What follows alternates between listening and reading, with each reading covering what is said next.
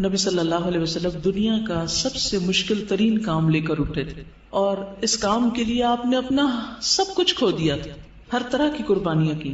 آپ کا بزنس اور آپ کی قوم کی ناراضگی، خاندان کی ناراضگی، اور اس کے علاوہ بھی بہت سی تکلیفیں، ہجرت، جہاد، کئی چیزیں.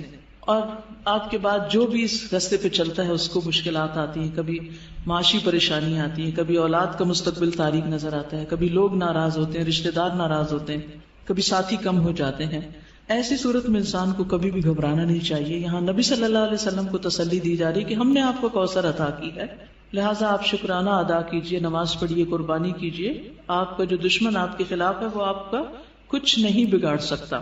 حضرت انس رضی اللہ عنہ کہتے ہیں کہ آپ ہمارے درمیان مسجد میں تشریف فرما تھے کہ آپ پر ہلکی سی اونگ طاری ہو گئی. پھر آپ نے مسکراتے ہوئے سر مبارک اٹھایا تو ہم نے عرض کی کہ آپ کیوں مسکرا رہے ہیں؟ آپ نے فرمایا انزلت علیہ آنفا سورۃ، میرے اوپر ابھی ابھی ایک سورت نازل ہوئی. پھر آپ نے بسم اللہ پڑھ کر سورت سنائی، اور سورت سنا کر فرمایا اتدرون ما الکوثر، یعنی تلاوت بھی سنا دی اور پھر وضاحت بھی ساتھ ہی کر رہے ہیں، تعلیم دے رہے ہیں. کیا تمہیں معلوم ہے کوثر کیا ہے؟ تو لوگوں نے عرض کیا اللہ اور اس کا رسول ہی بہتر جانتے ہیں. فرمایا وہ ایک نہر ہے جس کا اللہ نے مجھ سے وعدہ کیا ہے، اس میں خیر کثیر ہے. اس نہر میں کیا ہے؟ خیر کثیر ہے. در حقیقت یہ ایک حوض ہے جس پر میری امت قیامت کے دن آئے گی. اس کے برتنوں کی تعداد آسمان کے تاروں جتنی ہوگی، اور اس سے کچھ لوگوں کو ہٹا لیا جائے گا تو میں کہوں گا کہ یہ میری امت ہے. تو مجھے بتایا جائے گا کہ آپ کو نہیں معلوم کہ آپ کے بعد انہوں نے دین میں کیسی کیسی نئی چیزیں نکال لی تھی. صحیح مسلم کی روایت ہے.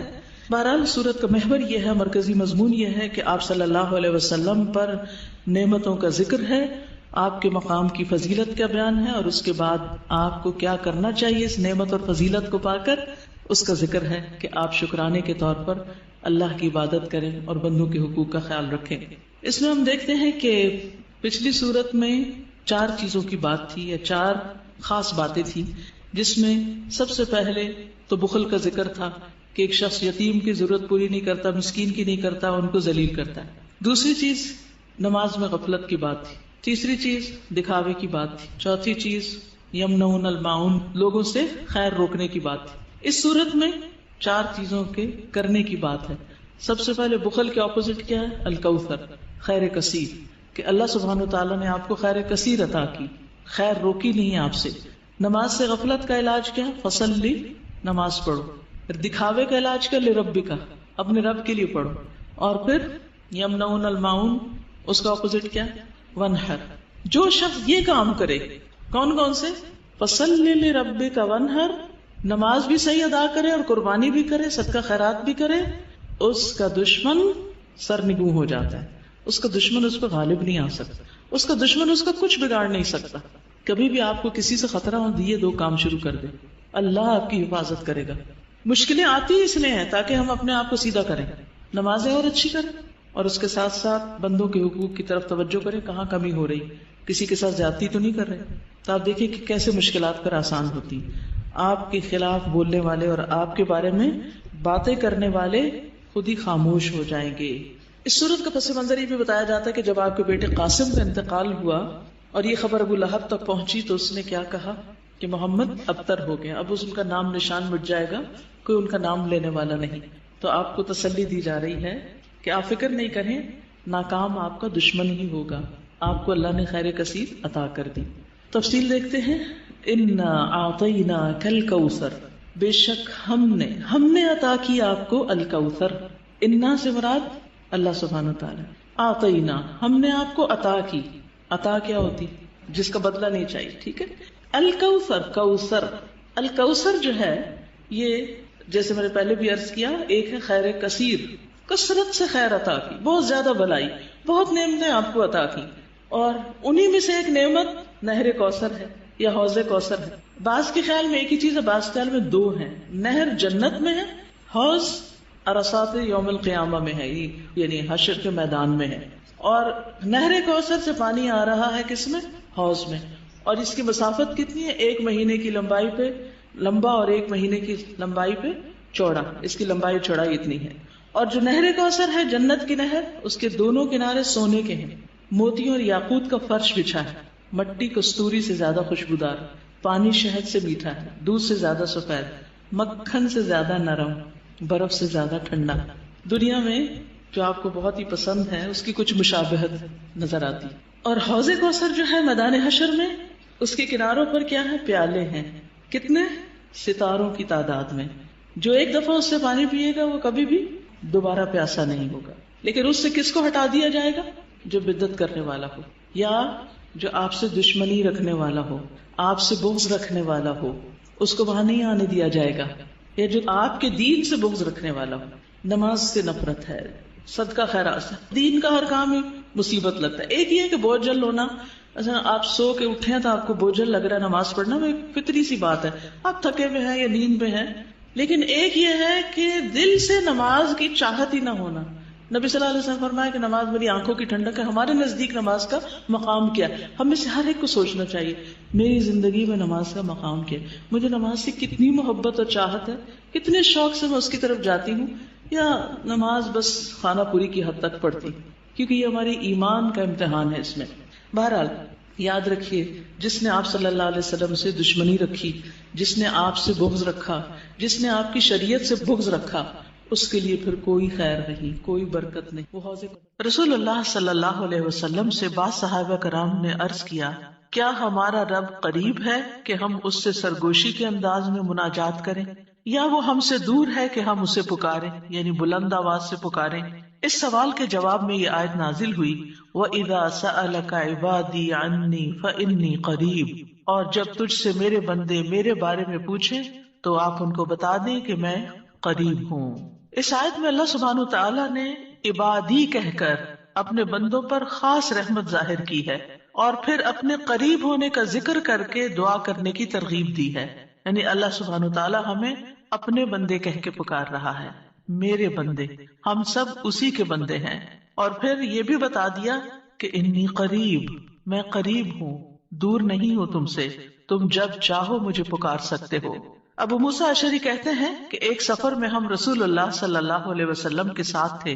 جب ہم کسی وادی میں اترتے تو لا الہ الا اللہ اور اللہ اکبر کہتے، اور ہماری آوازیں بلند ہو جاتی، تو نبی صلی اللہ علیہ وسلم نے فرمایا، اے لوگو اپنی جانوں پر رحم کرو، کیونکہ تم کسی بہرے یا غائب کو نہیں پکار رہے، وہ تو تمہارے ساتھ ہی ہے، بے شک وہ سننے والا اور تم سے بہت قریب ہے، اس کا نام برکتوں والا ہے اور اس کی عظمت بہت ہی بڑی ہے۔ تو اللہ سبحانہ تعالیٰ قریب ہے، اس کو ہم چاہیں تو دل ہی دل میں پکاریں، سرگوشیوں کے انداز میں پکاریں یا اونچی آواز میں پکاریں، وہ ہر حال میں سنتا ہے، اور جب وہ سنتا ہے تو جواب بھی دیتا ہے اور ہماری دعائیں قبول بھی کرتا ہے۔ اس لیے ہمیں اس کو قریب محسوس کر کے اس سے دعائیں کرتے رہنا چاہیے۔ تو وہ دعا کی قبولیت کے اعتبار سے قریب ہے، دعا کو سننے کے لحاظ سے قریب ہے، اپنے علم کے اعتبار سے سب لوگوں کے قریب ہے، اور خاص طور پر عبادت کرنے والوں اور پکارنے والوں کے قریب ہے۔ یعنی اس کا قرب دو طرح کا ہے، ایک عام قرب ہے جو سب کے لیے ہے، اور ایک خاص قرب ہے جو اس کے خاص بندوں کے لیے ہے، اور وہ خاص بندے جو عبادت گزار ہیں، جو اس کا ذکر کرتے ہیں، جو اس کے شکر کرنے والے ہیں۔ تو اللہ سبحانہ تعالیٰ ان کی دعاؤں کو قبول کرتا ہے، ان کی مدد کرتا ہے، اور انہیں نیک کاموں کی توفیق عطا کرتا ہے۔ یہاں پر آپ دیکھ رہے ہیں کہ فَإِنِّي قریب کہہ کے بندے اور رب کے درمیان کوئی فاصلہ نہیں رکھا گیا اس اعتبار سے کہ کوئی اور واسطہ ہو۔ یہاں اللہ سبحانہ تعالیٰ نے جواب کو قل یا فقل کہہ کے نہیں فرمایا، جیسا کہ دوسری آیات میں آتا ہے۔ جتنے بھی سوال صحابہ کرام نے رسول اللہ صلی اللہ علیہ وسلم سے کیے تو ان کے جواب میں اللہ تعالیٰ نے فرمایا قل، آپ انہیں بتا دیجئے۔ لیکن یہاں پر قل بھی نہیں آیا، ڈائریکٹ فَإِنِّي قَرِيب، اِذَا سَأَلَكَ عِبَادِي عَنِّي فَإِنِّي قَرِيب، یعنی بیچ میں کوئی واسطہ نہیں لایا گیا۔ تو اس سے یہ پتہ چلتا ہے کہ ہمارے اور ہمارے رب کے بیچ میں کسی اور واسطے اور کسی اور وسیلے کی ضرورت نہیں۔ اور جب اللہ تعالیٰ نے یا عبادی کہہ دیا تو اس میں سارے بندے شامل ہو جاتے ہیں، چاہے وہ نیک ہوں یا بد ہوں، بڑے ہوں یا چھوٹے ہوں، گناہگار ہوں یا بہت پرہیزگار ہوں، کوئی بھی ہو، جو بھی اپنے رب کو پکارتا ہے، رب اس کی پکار کو سنتا ہے اور وہ قریب ہے۔ لہٰذا جب ہمارا رب قریب ہے اور مجیب ہے، جیسا کہ آپ جانتے ہیں پروگرام کا نام بھی قریب مجیب اسی لیے رکھا گیا کہ ہمارا اگر اپنے رب سے تعارف ہو جاتا ہے، ہم اپنے رب کو پہچان جاتے ہیں کہ ہم کس کو پکار رہے ہیں اور وہ کہاں ہے، تو جتنا جتنا ہمارا یہ یقین ہوگا کہ وہ ہمارے قریب ہے اور وہ سنتا ہے اور جواب دیتا ہے، اتنی ہی زیادہ محبت اور توجہ کے ساتھ، اخلاص کے ساتھ ہم دعا کریں گے انشاءاللہ۔ اور پھر آپ دیکھیے کہ اللہ تعالیٰ ہماری دعاؤں کو ضائع نہیں کرتا۔ اجیب دعوت الداعی اذا دعانی، مطلب یہ ہے کہ جو بھی مجھ سے مانگتا ہے وہ کچھ پا کے ہی لوٹتا ہے، وہ نامراد نہیں ہوتا۔ جیسے زکریا علیہ السلام نے کہا تھا کہ وَلَمْ أَكُنْ بِدُعَائِكَ رَبِّ شَقِيًّا، کہ اے رب تجھے پکار کر تو میں کبھی بدبخت ہوا ہی نہیں، کبھی مایوس ہوا ہی نہیں، کبھی محروم ہوا ہی نہیں، جب بھی تجھے پکارا تجھ سے کچھ پا ہی لیا۔ تو اس لیے ہر دعا کرنے والے کو یہ یقین ہونا چاہیے کہ ہماری دعا ضرور سنی جائے گی، کیونکہ شیطان انسان کے دل میں یہ وسوسہ ڈالتا ہے کہ تمہاری دعا قبول نہیں ہوگی۔ نہیں بھائی، ہر ایک کی دعا قبول ہوتی ہے اگر وہ صحیح معنوں میں اپنے رب کو پکارتا ہے، وہ دعاؤں کو سنتا ہے اور جواب بھی دیتا ہے۔ ضرورت اس بات کی ہے کہ ہم اپنے دل کو حاضر کر کے اللہ سے مانگیں، اخلاص کے ساتھ مانگیں، اور قبولیت کے جو اوقات ہیں یا جو علامات ہیں ان کو سامنے رکھتے ہوئے مانگیں۔ اور پھر ساتھ یہ بھی کہا گیا فَلْيَسْتَجِيبُوا لِي وَلْيُؤْمِنُوا بِي لَعَلَّهُمْ يَرْشُدُونَ، کہ انہیں چاہیے کہ وہ بھی میری بات مانیں، یعنی اگر یہ چاہتے ہیں کہ میں ان کی دعائیں قبول کروں تو پھر انہیں بھی چاہیے جب میں انہیں پکارتا ہوں، ایک تو یہ ہے نا کہ ہم اللہ تعالیٰ کو پکارتے ہیں، اور ایک اللہ تعالیٰ بھی ہمیں پکارتے ہیں، یعنی اللہ سبحانہ و تعالیٰ کب پکارتے ہیں؟ ہر اذان میں پکار آتی ہے، حی علی الصلاۃ حی علی الفلاح۔ تو پھر ہم کیا کرتے ہیں؟ کیا واقعی ہم صلاح کی طرف جاتے ہیں یا نہیں؟ اسی طرح قرآن مجید میں بہت دفعہ یا ایھا الذین آمنوا کہہ کے ہمیں پکارا گیا ہے، اے لوگوں جو ایمان لائے ہو، یا ایھا الناس کہہ کے تمام انسانوں کو پکارا گیا ہے۔ تو کیا ہم انسان بھی اپنے رب کی پکار کو سنتے ہیں؟ کیا ہم بھی جواب دیتے ہیں؟ کیا ہم بھی اس کی طرف بڑھتے ہیں؟ اور پھر یہ کہ وَلْيُؤْمِنُوا بِي، چاہیے کہ وہ مجھ پر ایمان لائیں، چاہیے کہ وہ میری بات مانیں، لَعَلَّهُمْ يَرْشُدُونَ، شاید کہ وہ سیدھی راہ پا جائیں۔ رسول اللہ صلی اللہ علیہ وسلم نے فرمایا تم میں سے ہر ایک کی دعا قبول کی جاتی ہے جب تک کہ کوئی گناہ یا قطع رحمی کی دعا نہ کرے، بشرطے کہ جلدی بھی نہ کرے۔ پوچھا گیا یا رسول اللہ وہ جلدی کیا ہے؟ فرمایا یہ کہ کوئی یوں کہے کہ میں نے دعا کی اور میں نے دعا کی، یعنی دوبارہ کہ میں نے تو کئی بار دعا کی، بہت دعا کی، میری تو دعا قبول نہیں ہوتی، اور اس طرح وہ تھک ہار کر دعا کرنا چھوڑ دے۔ ایسا نہ کرے بلکہ دعا کرتا رہے، کیونکہ اس کی قبولیت کے مختلف طریقے ہیں۔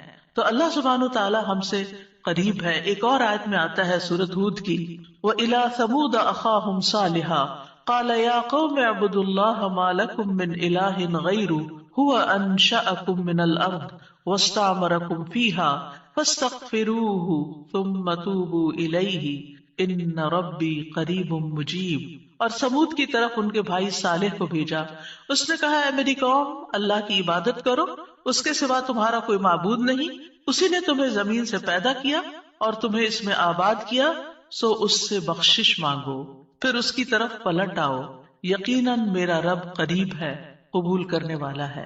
ان ربی قریب مجیب۔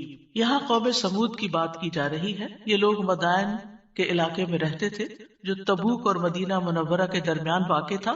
صالح علیہ السلام نے اپنی قوم کو ایک طرف اللہ سبحانہ تعالیٰ کی عبادت کی دعوت دی، توحید کی دعوت دی کہ صرف وہی تمہارا معبود ہے جس نے تمہیں پیدا کیا، جس نے تمہیں زمین میں آباد کیا، لہٰذا تم شرک سے اجتناب کرو، صرف اللہ کی طرف رجوع کرو۔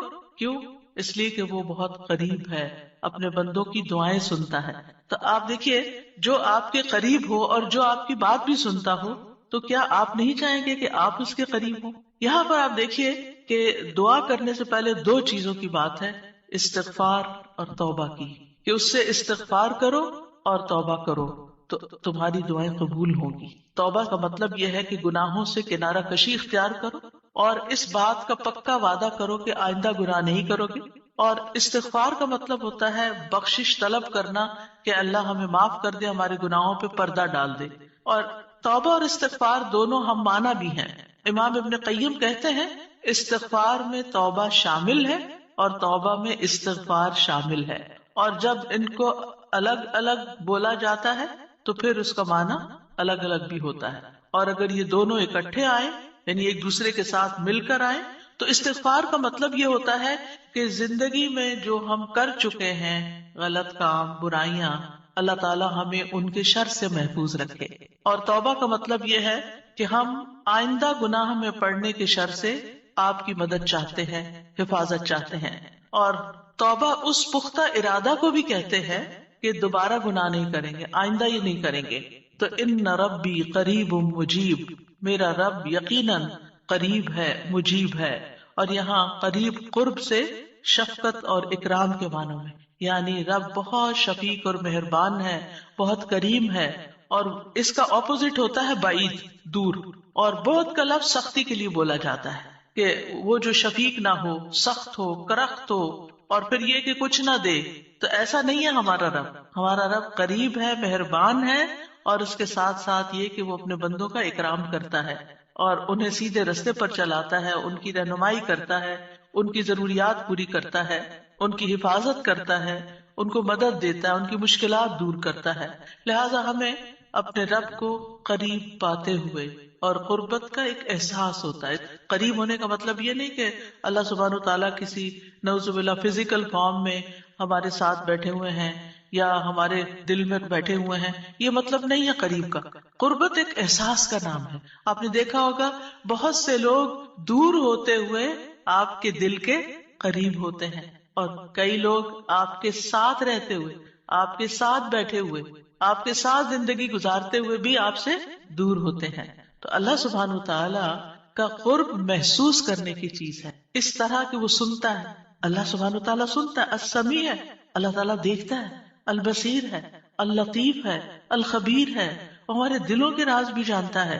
تو اس سے بڑھ کے قریب کون ہوگا جو شہرک سے بھی زیادہ قریب ہے، اور جو ہمارے دل میں خیال اٹھ کر جو ہمارے دماغ تک جاتا ہے اس سے پہلے کہ دماغ تک جائے وہ بیچ میں حائل ہوتا ہے اور وہ جان لیتا ہے کہ بندہ کیا سوچ رہا ہے۔ نہ صرف یہ کہ وہ یہ جانتا ہے کہ اس وقت کیا کر رہے ہیں ہم، وہ یہ بھی جانتا ہے ہم پاسٹ میں کیا کر چکے ہیں، اور وہ یہ بھی جانتا ہے کہ ہم فیوچر میں کیا کچھ کرنے والے ہیں۔ کوئی اور ہے ایسا جو اتنا زیادہ ہمیں جانتا؟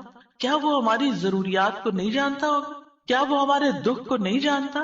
کیا وہ ہماری پریشانیوں کو نہیں جانتا؟ کیا وہ ہماری زندگی کے مقاصد کو نہیں جانتا؟ کیا وہ ہماری کوششوں کو نہیں جانتا؟ کیا وہ ہماری عبادتوں کو نہیں جانتا؟ وہ خوب جانتا ہے، وہ سب کچھ جانتا ہے۔ تو جو جانتا ہے اس سے مانگے بنسبت اس کے کہ جو جانتا بھی نہیں ہے، اور ہم اس سے توقعات لگا کے بیٹھے رہے کہ یہ ہمارے لیے کچھ کرے۔ عام طور پر ہم جب کسی مشکل کا شکار ہوتے ہیں تو پھر بندوں کی طرف دیکھتے ہیں، نہیں، جو اپنے رب کو قریب پاتے ہیں وہ اپنے رب ہی کی طرف دیکھتے ہیں اور رب ہی کی طرف پلٹ پلٹ کر جاتے ہیں۔ اور تابا یتوبو کا مطلب پلٹ پلٹ کر جانا بھی ہے، کہ واپس پلٹتے ہیں کہ اللہ تعالیٰ اگر ہماری کسی بات سے آپ ناراض ہو گئے ہیں یا ہم سے خفا ہیں تو ہم تیری ہی طرف پلٹتے ہیں، اعوذ بک منک، تجھ سے ڈر کے پھر تیرے ہی پاس پناہ لیتے ہیں، اپنے گناہوں کے شر سے بچنے کے لیے، اپنی سیئات سے بچنے کے لیے۔ تو اس لیے تھرو آؤٹ جو ہمارا انشاءاللہ پروگرام ہوگا اس میں آپ یہ دو لفظ بس پکے کر لیں، وہ قریب ہے، وہ مجیب ہے، وہ بہت قریب ہے، اور وہ جواب بھی دیتا ہے، وہ دعائیں قبول بھی کرتا ہے۔ اس لیے اس رمضان میں خوب خوب دعائیں کرنی ہے، اور ویسے بھی آپ دیکھیں کہ دعا افضل ترین عبادت ہے، الدعاء مخ العبادت، عبادت کا جوہر ہے، عبادت کی ٹاپ پر ہے۔ تو رمضان کا مہینہ عبادت کے لیے، لہذا اس عبادت میں دعاؤں کا ایک خاص حصہ ہونا چاہیے۔ دعا ہے کیا؟ دعا کا لفظ عربی زبان میں دال عین واو سے مل کر بنا ہے۔ دعا یدعو دعاء و دعوتن، یہ دو مصدر ہیں اس سے، اور دعا کا لفظی معنی ہوتا ہے کسی کو آواز اور کلام کے ساتھ مائل کرنا، پکارنا، یعنی آواز بھی دینا، اس سے بات بھی کرنا، اور اس کو اپنی طرف متوجہ کرنا۔ ایک ہوتا کسی سے بات کرنا لیکن اس میں مقصد یہ نہیں ہوتا کہ میری طرف متوجہ ہو۔ مثلا میں آپ سے بات کر رہی ہوں اس وقت، تو مجھے آپ سے یہ ایکسپیکٹیشن نہیں کہ آپ میری طرف متوجہ ہو کہ میری کوئی مدد کریں۔ لیکن دعا میں جب انسان پکارتا ہے تو اس کا مطلب ہوتا ہے کہ دوسرا متوجہ ہو اور جس مقصد کے لیے اس کو پکارا جا رہا ہے وہ مقصد بھی پورا ہو جائے۔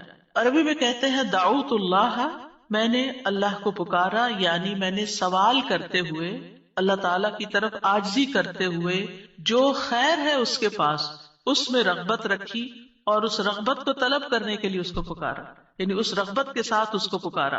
قرآن مجید میں دعا کا لفظ مختلف معنوں میں استعمال ہوا ہے۔ نمبر 1، دعا بمعنی ندا، آواز دینے کے معنوں میں۔ دعا کا مطلب کیا؟ آواز دینا۔ جیسے سورۃ آل عمران میں آتا ہے فَقُلْ تَعَالَوْا نَدْعُ أَبْنَاءَنَا وَأَبْنَاءَكُمْ وَنِسَاءَنَا وَنِسَاءَكُمْ وَأَنفُسَنَا وَأَنفُسَكُمْ، تو آپ کہہ دیجئے کہ آؤ ہم اپنے اور تمہارے بیٹوں کو اور اپنی اور تمہاری عورتوں کو بلا لیں، پکار لیں، یعنی تم بھی ان کو بلا لو ہم بھی بلا لیں۔ تو بلانے کے معنوں میں استعمال ہوتا ہے۔ تو عربی زبان میں دعا اور ندا یہ دو لفظ مترادف بھی ہیں، ایک دوسرے سے ملتے جلتے ہیں، سینونیمز ہیں، ایک جگہ پر اکٹھے بھی استعمال ہوئے ہیں۔ الا دعاء و نداء، کہ پکار اور آواز کے سوا کچھ نہیں سنتا۔ پھر اسی طرح دعا بمعنی طلب کرنا، کسی چیز کی ڈیمانڈ کرنا۔ قرآن مجید میں آتا ہے وَلَا تَزِرُ وَازِرَةٌ وِزْرَ أُخْرَى وَإِن تَدْعُ مُثْقَلَةٌ إِلَىٰ حِمْلِهَا لَا يُحْمَلْ مِنْهُ شَيْءٌ وَلَوْ كَانَ ذَا قُرْبَىٰ، اور کوئی بھی بوجھ اٹھانے والا کسی دوسرے کے گناہوں کا بوجھ نہ اٹھائے گا۔ یہ کب کی بات ہے؟ قیامت کے دن۔ اور کوئی بوجھ سے لدا ہوا شخص اپنا بوجھ اٹھانے کے لیے کسی کو بلائے گا، اس کو پکارے گا، وَإِن تَدْعُ، تو وہ اس میں سے کچھ بھی نہیں اٹھا سکے گا، کوئی مدد نہیں کرے گا قیامت کے دن، اگرچہ وہ قریبی رشتہ دار ہی کیوں نہ ہو۔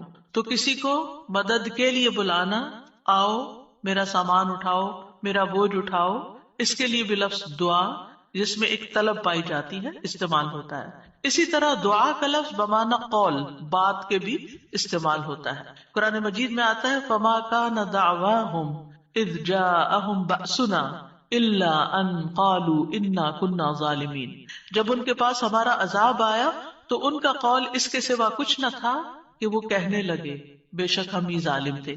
تو یہاں پر قول یا بات کے معنوں میں آیا ہے۔ پھر اسی طرح دعا کا لفظ عبادت کے معنوں میں بھی آتا ہے۔ سورۃ کہف میں نوجوانوں کا جو قصہ آتا ہے جس میں وہ اب ایمان کو بچانے کے لیے غار کی طرف جا رہے تھے، تو اللہ تعالیٰ نے ان کے بارے میں فرمایا وَرَبَطْنَا عَلَىٰ قُلُوبِهِمْ إِذْ قَامُوا فَقَالُوا رَبُّنَا رَبُّ السَّمَاوَاتِ وَالْأَرْضِ لَن نَّدْعُوَ مِن دُونِهِ إِلَٰهًا لَقَدْ قُلْنَا إِذًا شَطَطًا، اور ہم نے ان کے دلوں کو مضبوط کر دیا جب وہ اٹھ کھڑے ہوئے تو کہنے لگے ہمارا رب تو آسمانوں اور زمین کا رب ہے، ہم ہرگز اس کے سوا کسی الہ کو نہیں پکاریں گے، یعنی اس کی عبادت نہیں کریں گے، اور اگر ہم ایسا کریں تو یقیناً ہم نے ناانصافی کی بات کی۔ تو دعا بمعنی عبادت۔ پھر اسی طرح پانچواں معنی قرآن مجید میں دعا بمعنی فریاد کرنا، طلب کرنا، فریاد کرنا، اور اس میں وَإِن كُنتُمْ فِي رَيْبٍ مِّمَّا نَزَّلْنَا عَلَىٰ عَبْدِنَا فَأْتُوا بِسُورَةٍ مِّن مِّثْلِهِ وَادْعُوا شُهَدَاءَكُمْ، اگر تمہیں اس قرآن میں شک ہے جو ہم نے اپنے بندے پر نازل فرمایا تو اسی طرح کی ایک سورت تم بھی بنا لاؤ اور اللہ کے سوا اپنے گواہوں مددگاروں کو بھی بلا لو، فریاد کرو کہ وہ آئے اور تمہاری مدد کرے، یعنی مدد کے لیے پکارنا، یہ معنی ہے۔ پھر اسی طرح دعا بمعنی کسی چیز کی ترغیب دینا، یعنی کسی چیز کی طرف دعوت دینا۔ نوح علیہ السلام نے اپنی قوم کو پکارا تھا قال رب انی دعوت قومی لیلا ونہارا، اس نے کہا ہے میرے رب بے شک میں نے اپنی قوم کو رات اور دن پکارا، ان کو دعوت دیتا رہا دین کی طرف، اپنے رب کی طرف، اور اس میں معنی عبادت کا بھی ہے کہ اللہ کی عبادت کرو تو عبادت کی دعوت میں ان کو دیتا رہا۔ پھر اسی طرح دعا بمعنی منسوب کرنا، نسبت دینا، ادعوہم لآبائہم، ان بچوں کو ان کے حقیقی باپوں کی نسبت سے پکارو، یعنی ادعوہم کا مطلب ہے کہ ان کو اپنے باپوں کی طرف ہی منسوب کرو، جن کے وہ بچے ہیں باپ کا نام نہیں بدلو۔ اور آٹھواں معنی ہے سوال کرنا، دعا بمعنی سوال، جیسے بنی اسرائیل نے موسیٰ علیہ السلام سے کہا قالوا ادع لنا ربک یبین لنا ما ہی، انہوں نے کہا تم اپنے رب سے ہمارے لیے دعا کرو، تو یہ جو دعا ہے یہ بمعنی سوال ہے، یعنی مانگو کہ وہ ہمارے لیے بیان کر دے کہ وہ گائے کس طرح کی ہو۔ تو قرآن مجید میں یہ دعا کا لفظ مختلف معنوں میں استعمال ہوا ہے، لیکن دعا کا عمومی شرعی معنی کیا ہے؟ اللہ کی بارگاہ میں عاجزی کے ساتھ سوال کرنا اور اللہ کے پاس جو خیر ہے اس میں راغب ہونا، رغبت رکھنا۔ اللہ کی بارگاہ میں اللہ کے حضور عاجزی کے ساتھ سوال کرنا، چیخ چلا کے نہیں بلکہ بہت ہمبل طریقے سے، اور جو خیر اللہ کے پاس ہے اس میں رغبت رکھنا، اس کا شوق رکھنا. طیبی کہتے ہیں اس سے مراد ہے اللہ کی بارگاہ میں انتہا درجے کی عاجزی، انکساری اور محتاجگی ظاہر کرنا. جیسے موسیٰ علیہ السلام نے دعا کیا کی تھی، رب انی لما انزلت الی من خیر فقیر. اپنے فقر، اپنی محتاجی، اپنی ضرورت کا اظہار کیا، انی لما انزلت الی من خیر فقیر. امام ابن قیم کہتے ہیں اس سے مراد ہے ایسی چیز کو طلب کرنا جو دعا کرنے والے کو فائدہ دے، یعنی فائدے کی چیز حاصل کرنے کے لیے سوال کرنا، اور ایسی چیز کو دور کرنے کے لیے طلب رکھنا جو اس کو نقصان دیتی. تو پھر دو طرح سے دعا کرتا ہے انسان، کچھ فائدے کی چیزیں مانگتا ہے اور کچھ نقصان والی چیزوں کو دور کرنے کے لیے اللہ سے درخواست کرتا ہے. ہماری شریعت میں دعا کی دو بڑی اقسام ہیں، ایک ہے دعائے عبادت اور ایک ہے دعائے مسئلہ. دعائے عبادت کیا ہے؟ اس سے مراد ہے کہ انسان اللہ سے ثواب کی امید رکھتے ہوئے، اس کے عذاب سے ڈرتے ہوئے اس کی عبادت کرے. اس میں سوال نہیں ہے. تو عربی میں دعا بمعنی عبادت بھی استعمال ہوتا ہے. آتا ہے نا، وقال ربکم ادعونی استجب لکم ان الذین یستکبرون عن عبادتی سیدخلون جہنم داخرین. اس میں دعا کے دونوں معنی آ گئے. اور تمہارے رب نے فرمایا کہ مجھ سے دعا کرو میں تمہاری دعا قبول کروں گا. یہ تو سوال ہو گیا. اور دوسرا، بے شک وہ لوگ جو میری عبادت سے تکبر کرتے ہیں عنقریب و ذلیل و خوار ہو کر جہنم میں داخل ہوں گے. تو یہاں عبادت کا معنی بھی آ گیا عبادت کے لفظ کے ساتھ، یعنی دعا ایک طرح سے عبادت ہے. تو دعائے عبادت کیا ہے کہ انسان اللہ سے ثواب کی امید رکھتے ہوئے، اس کے عذاب سے ڈرتے ہوئے اللہ کی عبادت کرے، جیسے نماز پڑھے، روزہ رکھے، قرآن کی قرآت کرے، تسبیح کرے، صدقہ کرے، اللہ کی طرف لوگوں کو دعوت دے، تعلیم کا کام کرے. تو انسان ان میں سے جو بھی عبادت کا کام کرے گا وہ دراصل اللہ کی طرف راغب ہوگا، کیونکہ دعا میں رغبت پائی جاتی ہے. اور جو شخص مثلا نماز پڑھتا ہے تو گویا وہ زبان حال سے دعا کر رہا ہوتا ہے، اللہ سے بخشش مانگ رہا ہوتا ہے کہ اللہ تعالیٰ ہمارے اوپر رحم کیجیے، ہم نے جو گناہ کیے ہیں آپ ان کو معاف کر دیجیے. کیونکہ نماز بذات خود کیا کرتی ہے؟ بلاؤں کو ٹالتی ہے، گناہوں کو معاف کرنے کا ذریعہ. ٹھیک ہے. اچھا، صدقہ کیا کرتا ہے؟ گناہوں کی آگ بجھاتا ہے. ٹھیک ہے.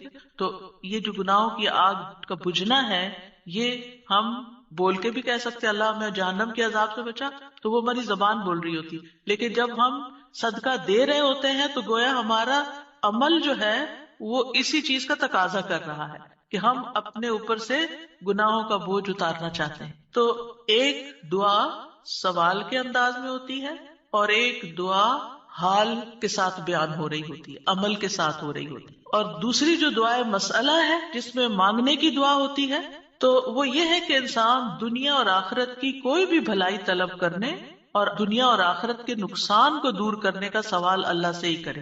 دنیا اور آخرت کی کوئی بھی بھلائی مانگنا اور دنیا اور آخرت کے کسی بھی نقصان سے بچنا، یہ بس اللہ ہی سے کرے اس کا سوال. یہ دعائے مسئلہ ہے، سوال کرنے والی، یعنی وہ دعا جس میں ہم سوال کرتے ہیں. کن چیزوں کا سوال کرتے ہیں؟ دنیا اور آخرت دونوں. آخرت نہیں بھولنی. ربنا آتنا فی الدنیا حسنۃ وفی الآخرۃ حسنۃ وقنا عذاب النار. تو دنیا اور آخرت کی حسنہ مانگنا اور دنیا اور آخرت کے عذاب سے، مصیبت سے بچنا. وقنا عذاب النار، سب سے بڑی مصیبت تو آگ ہے، یعنی اس کی کوئی تکلیف انسان کو پہنچے. نبی صلی اللہ علیہ وسلم نے فرمایا دعا عبادت ہے. قال الدعاء هو العبادۃ قال ربکم ادعونی استجب لکم. تمہارے رب کا فرمان ہے میں پکارنے والے کی دعا قبول کرتا ہوں جب وہ مجھے پکارتا ہے. تو دعا جو ہے یہ عبادت کی اقسام میں سے سب سے عظیم قسم ہے. امام خطابی اپنی کتاب شأن الدعاء میں کہتے ہیں، اس حدیث کی وضاحت کرتے ہوئے الدعاء هو العبادہ، وہ کہتے ہیں کہ دعا عبادت کا ایک بڑا حصہ ہے یا سب سے افضل عبادت ہے. جیسے کہ لوگ کہتے ہیں لوگ بنو تمیم ہیں اور مال اونٹ ہیں، یعنی لوگوں کو دیکھنا تو بنو تمیم کو دیکھو، مطلب سب لوگوں سے افضل ہیں. نبی صلی اللہ علیہ وسلم اسی سے تھے اور ان کی تعداد بھی زیادہ تھی. اور اسی طرح عربوں کے ہاں مال کی سب سے بڑی قسم اونٹ ہوا کرتے تھے. وہ کہتے ہیں مال تو اصل میں اونٹ ہے اور لوگ تو بنو تمیم ہی ہے. تو اسی طرح کہا گیا دعا تو عبادت ہی ہے.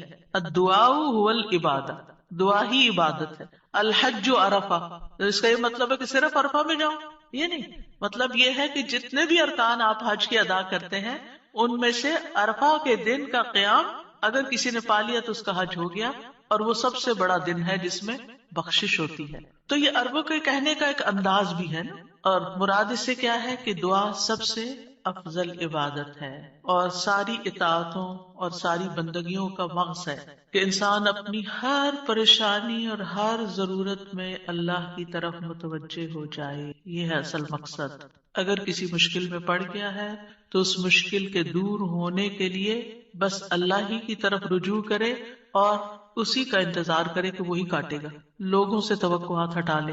اس کا مطلب نہیں کہ ہم لوگوں سے ہیلپ لے نہیں سکتے، آپ لوگوں سے ہیلپ لے سکتے ہیں، آپ ان کو بتا سکتے ہیں کہ آپ کس مشکل میں اور اس کا حل کیا ہے، لیکن ان سے توقع نہ رکھے کہ یہ میری مشکل حل کر دیں گے۔ مثلا آپ کو کوئی پرابلم ہوئی ہے، آپ کسی سے مشورہ کرنا چاہتے ہیں، آپ کسی سے کاؤنسلنگ لینا چاہتے ہیں، آپ ضرور لیں، لیکن یہ توقع نہ رکھیں کہ یہ آپ کا مسئلہ حل کر دے گا یا بس یہی آپ کے لیے سب کچھ ہو گیا۔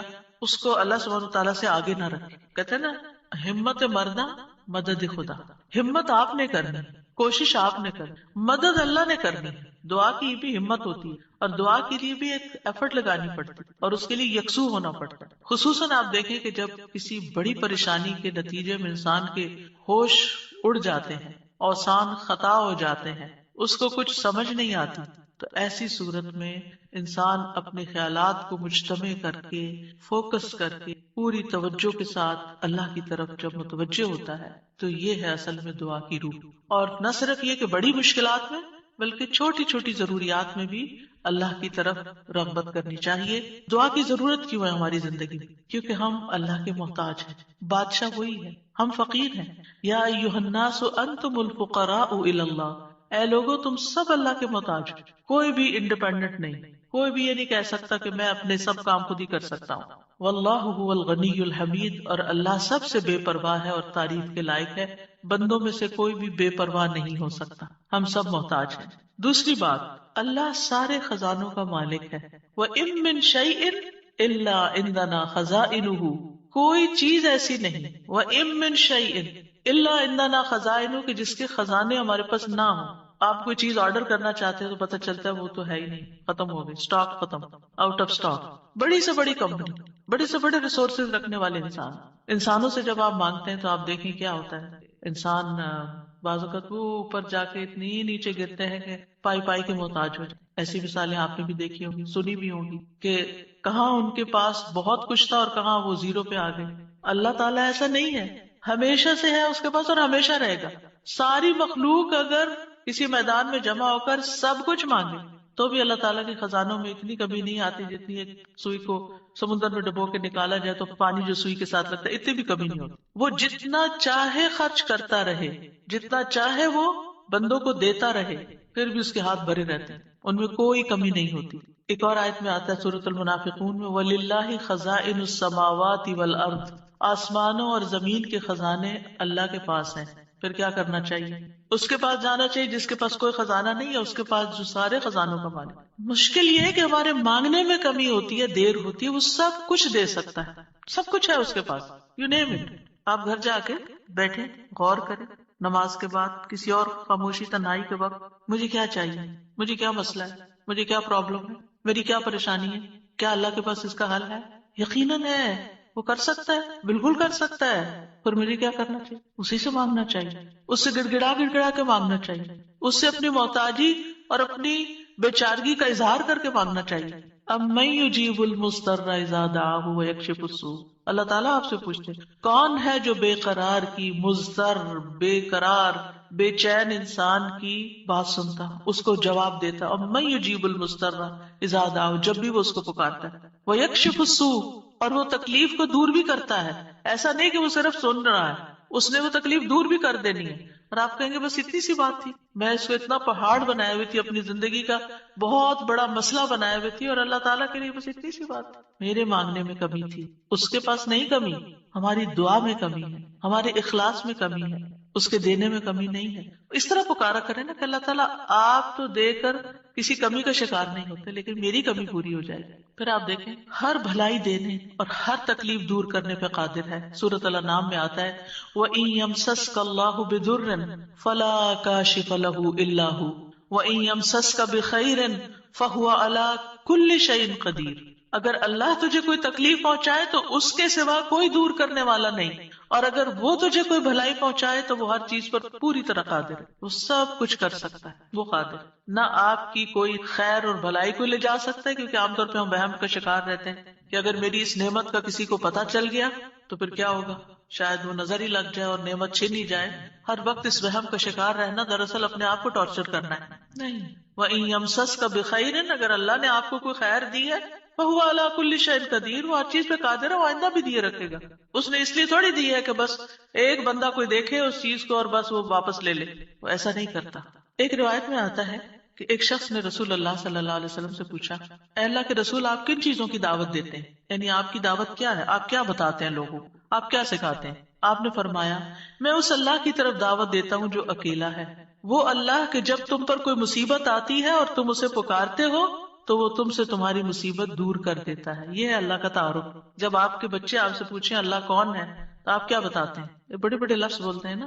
یہ دیکھیں یہاں پر کیا بولا گیا، اتنے سمپل. آپ بچے کو کہہ سکتے ہیں اللہ وہ ہے جو تمہیں کھانا دیتا ہے، اللہ وہ ہے جو تمہیں فلاں چیز دیتا ہے، تمہیں ماما بابا دیے ہیں.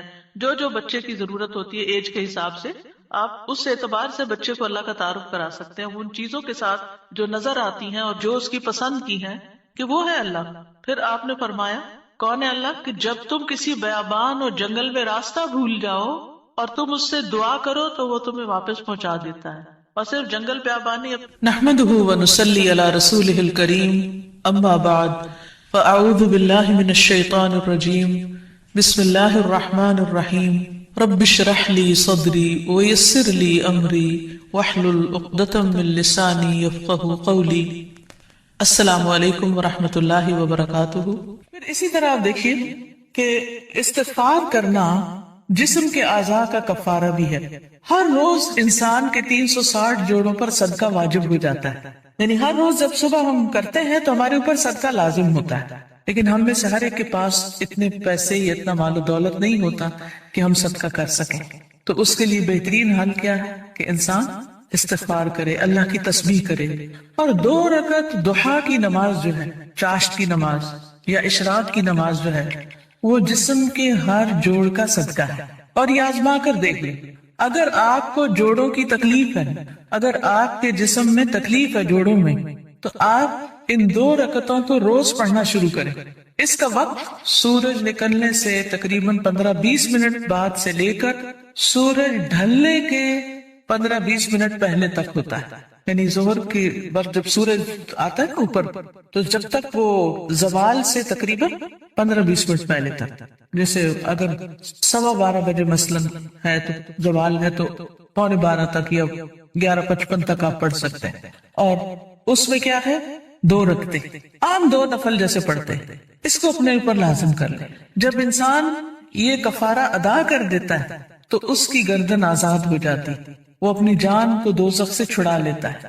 ہر شخص کی جان پکڑی ہوئی ہے، ہر شخص پکڑا ہوا ہے. اور نہ صرف یہ کہ یہ آخرت کے اعتبار سے بلکہ دنیاوی اعتبار سے بھی بہترین نسخہ ہے. آزما کے دیکھ لیں. لیکن ہم میں سے اکثر کو یہ پتہ ہی نہیں کہ روز ہم پہ صدقہ واجب ہوتا ہے. ہم صدقہ کب کرتے ہیں، صدقہ کب دیتے ہیں، اپنی جان کا صدقہ کب دیتے ہیں؟ جی جب کوئی بیمار ہوتا ہے پھر اس کی طرف سے بکرا ذبح کرتے ہیں کہ اس جان کے بدلے جان دے دیں بس. اور جب وہ ٹھیک ہو جاتے ہیں پھر ختم کر دیتے ہیں. یہ صرف اس وقت کے لیے نہیں ہے صدقہ، یہ صدقہ روز کے لیے ہے. یہ روز صدقہ دینا ہے. اور روز آپ کے پاس اتنے پیسے نہیں ہیں، اور اگر ہے تو وہ بھی دیں، وہ بھی اللہ کے راستے میں کچھ نہ کچھ صدقہ کریں. سبحان اللہ، الحمدللہ، اللہ اکبر، لا الہ الا اللہ، استغفر اللہ، استغفر اللہ.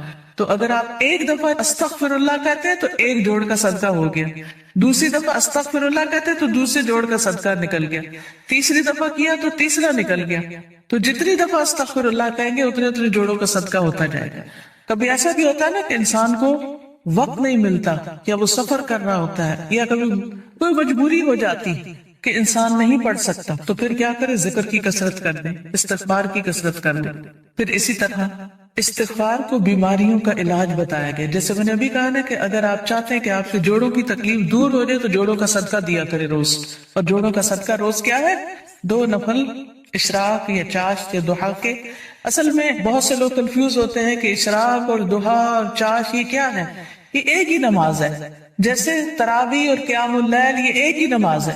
اگر آپ جلدی پڑھیں گے تو اس کو اشراق کہتے ہیں۔ اشراق اس لیے کہتے ہیں کہ ابھی سورج مشرق سے طلوع ہوا ہے اور اس کے تھوڑی دیر بعد 15-20 منٹ بعد آپ نے نماز پڑھ لی۔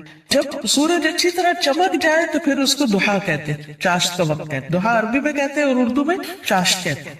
اور تھوڑا اور بعد میں پڑھے تو اس کے لیے صلاۃ الاوابین بھی کہتے ہیں اس کو۔ اور نبی صلی اللہ علیہ وسلم سے 2 سے لے کے 8 رکعتیں ثابت ہیں، چاہے 2 پڑھیں، چاہے 4 پڑھیں، چاہے 6 پڑھیں، چاہے 8 پڑھیں، جو آپ کا دل کر، لیکن کم از کم 2 ضرور پڑھیں۔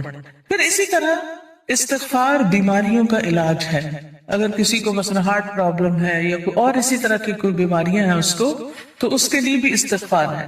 قتادہ کہتے ہیں کہ یہ قرآن تمہیں تمہاری بیماری اور علاج بتاتا ہے، یعنی قرآن کے ذریعے تمہیں بیماریاں بھی پتہ چلتی ہیں، بیماریوں سے مراد یہاں روحانی بیماریاں اور خاص طور پر ذہنی پریشانیاں اور جذباتی اور دلی پریشانیاں، اور پھر اس کا علاج بھی بتاتا ہے۔ یعنی قرآن شفا ہے۔ قرآن مجید میں آتا ہے شفاء لما فی الصدور، کہ قرآن میں سینوں کے اندر جو ہے یعنی دل ہے ان کے لیے شفا ہے۔ پھر یہ کہا گیا کہ گناہ بیماری ہے، گناہ کیا ہے؟ بیماری ہے، اور استغفار ان کا علاج ہے۔ پھر اسی طرح جو شخص استغفار کرتا ہے اسے فرشتوں کی دعائیں ملتی۔ قرآن مجید میں سورۃ الغافر میں آتا ہے الذین یحملون العرش ومن حولہ یسبحون بحمد ربہم ویؤمنون بہ ویستغفرون للذین آمنوا ربنا وسعت کل شیء رحمۃ وعلما فاغفر للذین تابوا واتبعوا سبیلک وقہم عذاب الجحیم۔ جو فرشتے عرش اٹھائے ہوئے ہیں اور جو اس کے ارد گرد ہیں، سب اپنے رب کی حمد کے ساتھ اس کی تسبیح کر رہے ہیں اور اس پر ایمان رکھتے ہیں اور ایمان لانے والوں کے لیے بخشش کی دعا کرتے ہیں۔ سبحان اللہ، یعنی کتنی بڑی سعادت ہے، ایمان لانا کتنی بڑی اللہ کی رحمت ہے ہم پر کہ ہم اس پر ایمان رکھتے ہیں اور آخرت پر ایمان رکھتے ہیں اور عقیدہ درست ہے، کیونکہ ایسے لوگوں کے لیے فرشتے بھی ان کے دوست ہوتے ہیں اور ان کی مدد بھی کرتے ہیں اور ان کے لیے دعائیں بھی کرتے ہیں۔ جیسے ایک اور جگہ پر آتا ہے ان الذین قالوا ربنا اللہ ثم استقاموا تتنزل علیہم الملائکۃ الا تخافوا ولا تحزنوا وابشروا بالجنة التي كنتم توعدون نحن اولیاؤکم فی الحیاة الدنیا وفی الآخرة ولکم فیہا ما تشتہی انفسکم ولکم فیہا ما تدعون نزلا من غفور رحیم۔ کہ بے شک وہ لوگ جنہوں نے کہا کہ اللہ ہمارا رب ہے، اللہ ہی کو رب مانا، اللہ ہی کو خالق مالک رازق مانا، ثم استقاموا، پھر اسی پہ جم گئے، ادھر ادھر نہیں دیکھا، کسی اور فقیر کے پاس نہیں گئے، کسی اور مزار پہ نہیں گئے، بلکہ کیا کیا؟ صرف اللہ کو اپنا رب مان کر اسی سے دعائیں کی۔ ان الذین قالوا ربنا اللہ ثم استقاموا، تو کیا ہوتا ہے؟ تتنزل علیہم الملائکہ، ان پر فرشتے اترتے، اللہ تخافوا ولا تحزنوا، نہ تم خوف کرو نہ تم غم کرو، وَأَبْشِرُوا بِالْجَنَّةِ الَّتِي كُنْتُمْ تُوعَدُونَ، اس جنت کی خوشخبری پاؤ جس کا تم وعدہ دیے جاتے ہو۔ نَحْنُ أَوْلِيَاؤُكُمْ فِي الْحَيَاةِ الدُّنْيَا، ہم دنیا کی زندگی میں بھی تمہارے دوست ہیں، تمہارے مددگار ہیں، دنیا میں بھی، وَفِي الْآخِرَةِ، اور آخرت میں بھی، وَلَكُمْ فِيهَا مَا تَشْتَهِي أَنفُسُكُمْ، اور تمہیں وہاں وہ ملے گا جو تمہارے دل چاہیں گے، نفس خواہش کریں گے، وَلَكُمْ فِيهَا مَا تَدَّعُونَ، اور وہاں تمہیں وہ ملے گا جو تم طلب کرو، جو بھی مانگو گے مل جائے گا۔ نُزُلًا مِّنْ غَفُورٍ رَحِيمٍ، یہ مہمانی ہے اس رب کی طرف سے جو غفور الرحیم ہے۔ تو اس لیے جو شخص ایمان لا کے اللہ کو اپنا رب مان لیتا ہے، اسی کی طرف رجوع کرتا ہے، اسی سے مدد مانگتا ہے، تو اللہ سبحانہ وتعالیٰ اس کو مدد دیتے ہیں اور فرشتوں کے ذریعے بھی اس کی مدد کرتے ہیں۔ اور ایسے فرشتے جو اللہ کا عرش عظیم اٹھائے ہوئے ہیں وہ ان کے لیے دعائیں کرتے ہیں۔ اب دیکھیے کہ ہم سب کہتے ہیں، ایک دوسرے سے کہہ رہے تھے میں بہت پریشان، پلیز میرے لیے دعا کرو، उसको कहते हैं दुआ करो, इसको कहते हैं दुआ करो। लेकिन जो लोग ईमान लाकर अल्लाह की तरफ रुजू करते हैं, इस्तिगफार करते हैं, तो फरिश्ते भी उनके लिए दुआएं शुरू कर देते। तो जिनके लिए फरिश्ते दुआएं करें उनको फिर किसी दुआ की कमी। फिर आप देखें एक और काम, बल्कि आप ही से पूछूंगी कौन सा है वो काम जिसकी वजह से फरिश्ते क्या जमीन की सारी मखलूक दुआएं करती है, मछलियां भी समुंदर में और चींटियां भी जमीन में। किस किस को पता है? सबको नहीं पता, सबको पता होना चाहिए, ठीक है।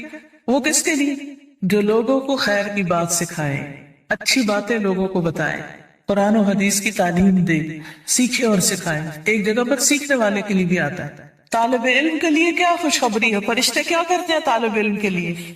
अपने पर बिछाते हैं तवाज़ु से, उसकी रिस्पेक्ट करते हैं, और एक और में आता है यानी उसके ऊपर साया करते हैं। कितनी बड़ी खुशखबरी।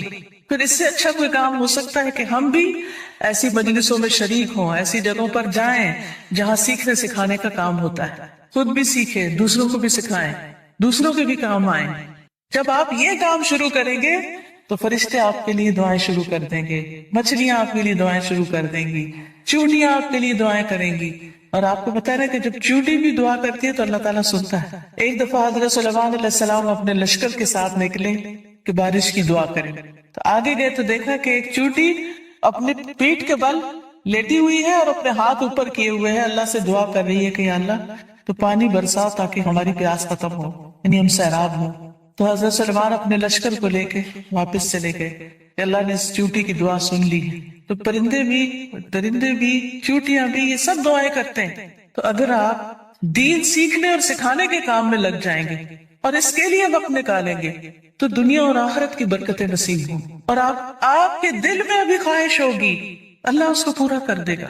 आपकी जरूरतें पूरी होने लगेगी, आपके मसाइल हल होने लगेंगे, आपके दिल को राहत और सुकून मिलेगा जो दुनिया की किसी और चीज में नहीं। अगर अच्छे कपड़े पहनने से सुकून मिलता तो जो लोग हर वक्त ब्रांडेड क्लोथ्स पहनते हैं, यानी ब्रांड के कपड़े पहनते हैं, आम कपड़े नहीं पहनते, फिर उन्हें सबसे ज्यादा खुशहाल होना चाहिए था, है ना। अगर खुशी बड़े घरों में रहने से मिलती तो जो लोग बड़े बड़े घर बनाए हुए हैं दुनिया में वो सबसे ज्यादा खुशहाल होने चाहिए थे। लेकिन आप देखें कि दुनिया के ऐसे ममालिक जहां पर लोगों को हर सहूलत मैसर है, अगर वो खुद कमाते नहीं तो गवर्नमेंट उनको वजीफा देती है, घर देती है, उनके बच्चों की तालीम का इंतजाम करती है, फ्री मेडिकल सपोर्ट मिलती है, लेकिन इसके बावजूद वो खुदकशियां करते हैं। किसी चीज की कमी नहीं, मगर दिल खुश नहीं, दिल में राहत नहीं, दिल में सुकून नहीं। और इसके बरक्स वो सहाबा जो पेट पर 3-3 पत्थर बांध के काम करते थे, उनके दिलों में खुशी थी, सुकून था, इत्मीनान था। फक्र फाके की वजह से भी उनके दिलों का इत्मीनान और सुकून नहीं गया। आज अगर हमें थोड़ी सी भी कमी हो तो हम परेशान हो जाते।